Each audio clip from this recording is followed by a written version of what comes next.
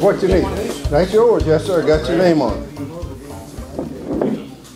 Don, you got your recorder running? Got it. All right, guys. Appreciate everyone coming, and we have a special guest tonight, Mr. Stoney Truett, and he's going to tell us all about the iPad. But in the meantime, the purpose in the White Plains Pilots Association is to promote aviation safety, camaraderie amongst the White Plains pilots, and to promote communication with the piloting community and neighbors. So welcome everyone here, and first of all, we need to pass around a sign-in sheet. Jeff, would you start that thing with a pen? You can find a pen over there. I got a pen. And I'll just remember. You won't have it after you pass that around. listen, I would like to make a motion. Promotional. You know, we haven't had a pilots meeting since April the 12th, but if there's anyone that would like to read the minutes, I'll be glad to let you have my copy, but otherwise, I'd like to hear a motion that we dispense with the reading of the minutes of April the 12th. You? So moved. Second? Second. Great. All in favor? Aye. Great. Thank you, Joanne. Joanne had time finding them in here. But we did talk last time about our seeding the taxiway and the what else we put on it, Jeff? Mulch, seed, Yeah, we just hydroseed, fertilizer, lime, and aerating. Well, listen, we got 2 or 3 little things that we need to talk about kind of quick before we. Stoney's got a lot to tell us. He's already told me all I can absorb.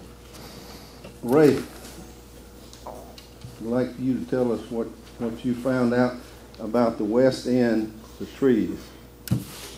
Well, every time I go down there to see Mr. Kiesler, I make him mad. So I usually wait about 6 months or 8 months and just tell him I just want to see him just for a few minutes. So the last time he kind of didn't want to talk to me and told me I'd have to see his son. So I called his son, and he said, "Man, this tree's belong to my dad. You got to see my dad." So anyway, day before yesterday, I decided it was a good time to go back over there and see if he was available and see if he talked to me.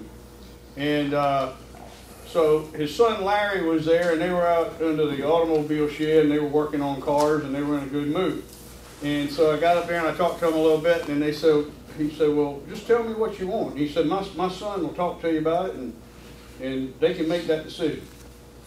So I said, "Well, what I'd like to do is I'd like to walk you over here and show you what we did for the neighbor, that we cut the trees, we took the stumps out, we graded it, and we planted seed, and now we maintain it." So they walked over with me, and I stepped off with them what we wanted, and it was a very, very receptive meeting.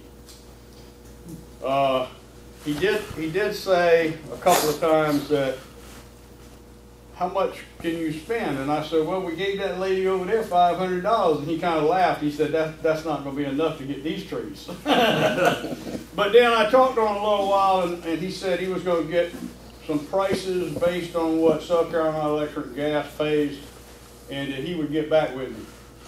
And he said, "When I get back here, y'all might not want to buy them because it might be expensive." And I said, "Well, sir, if it's fair market price, I know we're going to want to do business with you." And that's where I left it.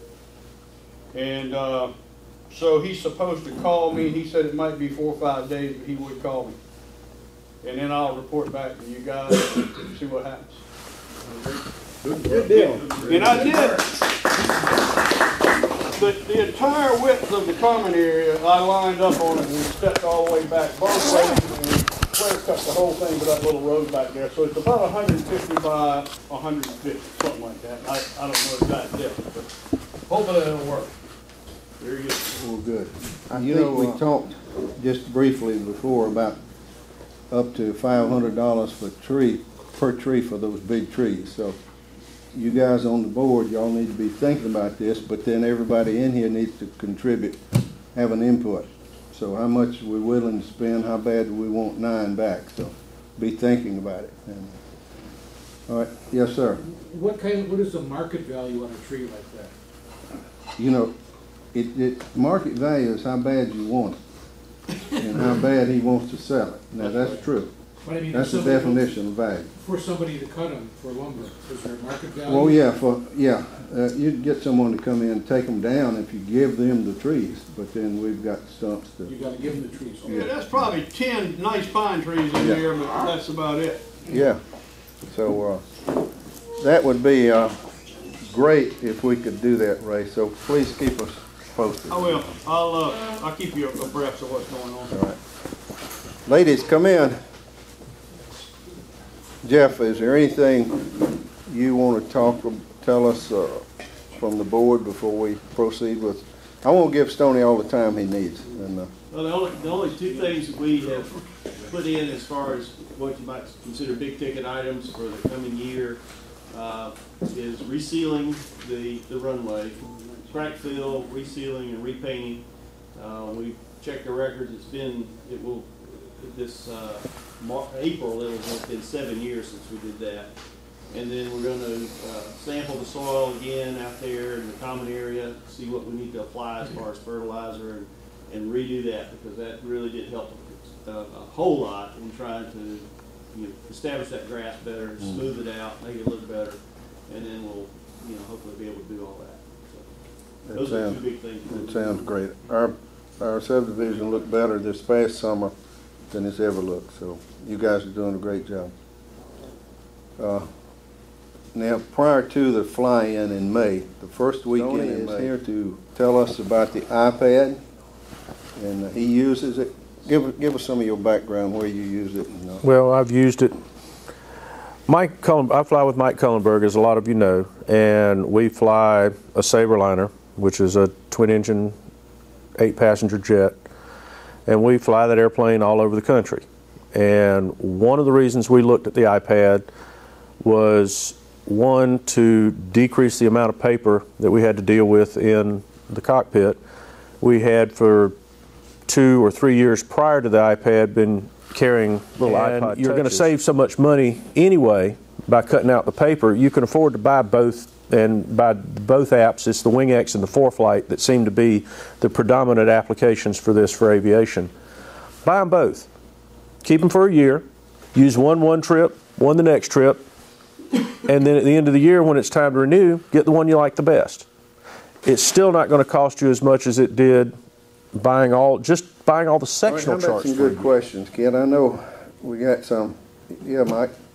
One I would have is, you're flying IFR and you're using your iPad, you plan on pulling up your approach plates. Mm-hmm. Okay. Just about get your destination and your iPad goes out. Two things you can do about that. When the iPad came out, the battery life was touted at being right at 10 hours. I've used mine for 7 hours running. But there's a caveat. You have to know how to help the iPad extend its battery life. One of the things... In other words, I've got a Sky Radar with that other little puck that's a wireless receiver. Does that replace functionally the built-in receiver, or do I have to... I believe it is overriding. I've not seen any need to reconfigure it.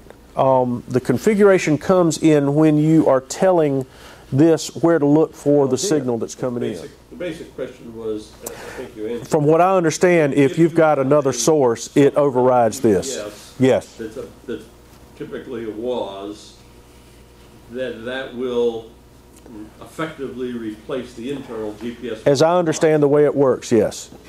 That's what I've been told. I haven't had it that long. A couple flights I've taken. Once you got the charts downloaded? Well, no. I decided to take a trip and I went paperless, okay? And I was also approachless, too.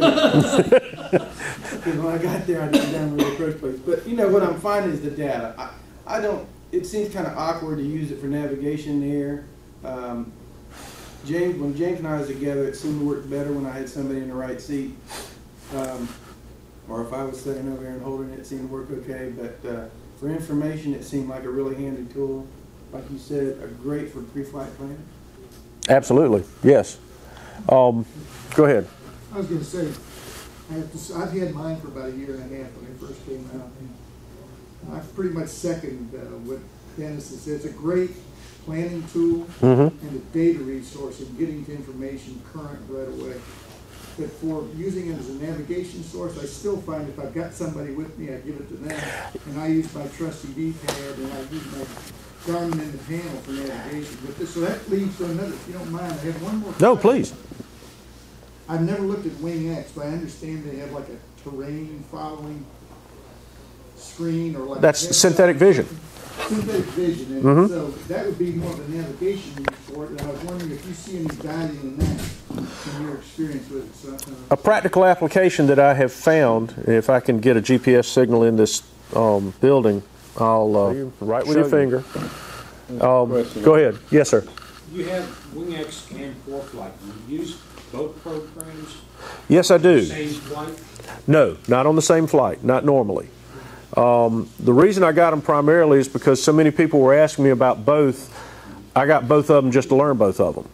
And it's the data that you're paying for. That's what your $100 a year is for WingX. You're paying for the charts and the plates. Same thing with ForeFlight. The application is very inexpensive. It's what you put into that application that costs you money. That's where your subscription prices may rise because of it. But back to your original question, for a year just to see what it was like and to be able to show that to different people. I don't know if I'll renew that or not. I may if people still want to know about it. I don't use it that much in what I'm doing now, but if you do a lot of mountain flying or if you're doing light sport flying, it might be nice to have if you don't already have a synthetic vision, just to give you a visual idea of where your obstacles are. ForeFlight doesn't have quite as many different subscription altering components yet. Pretty much most of what I know about it. Any other questions? There must be some. Clem, I know you got some. Oh, I got the phone. Any other comments or observations? Do y'all see this as a tool, a good tool, something that will enhance your safety because it makes it easier to get to the data? Now, Ken, you do a lot of flying now. Give us some A opinion. little bit, Jim. I'm just learning how to use it. I've got the SkyRadar receiver, trying to play around with being a cheapskate, getting free weather. Of course, the problem with that is that you don't get that weather until you climb over 1,800 feet. So if you want to, John Gardner. Unless you're in Walterboro. We've got an ADSB transmitter on the airport. If you're one of these guys that has to climb to Saturn altitude, don't go that route because the ADSB doesn't work down low. It's a ground transmitted signal. Yeah. You've got to get up into that umbrella. All up and down the East Coast, east of the mountains. So you never have to fear for that, and it's pretty good. I've compared XM weather to ADSB weather, and they correlate pretty favorably. The only thing that we found that the ADSB weather you get is NexRad radar and METARs. You don't necessarily, or we haven't seen necessarily the TAFs and all the other withets that you get with XM. But basically, one of the things I like. And I didn't have my approach plate either. Thank y'all for giving me a chance to talk to you. Thanks for all the questions. Thank you.